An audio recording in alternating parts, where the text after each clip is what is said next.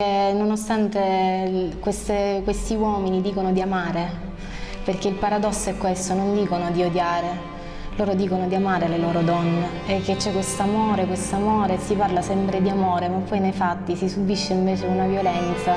e c'è un odio che si riceve, che veramente la parola amore non dovrebbe essere nella bocca di queste persone. Si continua ad avere talmente tanta paura che si pensa che non c'è questa possibilità, però bisogna crederci, perché se non ci credi non vai avanti, la paura paralizza e io sono stata paralizzata per troppo tempo. Si ha quest'idea di non denunciare, di rimanere a casa per proteggere i figli, invece è l'esatto contrario. Se stai subendo violenza e vuoi proteggere tuo figlio, prendi tuo figlio e scappa.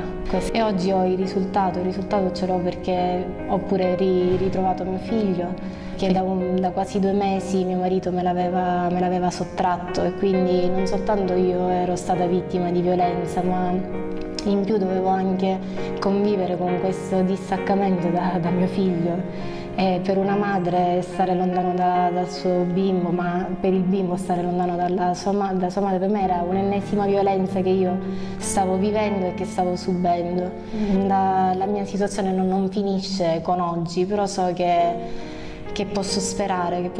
che le cose possono cambiare, che posso sperare per la mia vita, che possa avere una vita, perché finora mi è sembrato di non vivere, e che posso crescermi mio figlio soprattutto, ed è quello là che voglio fare, crescerlo.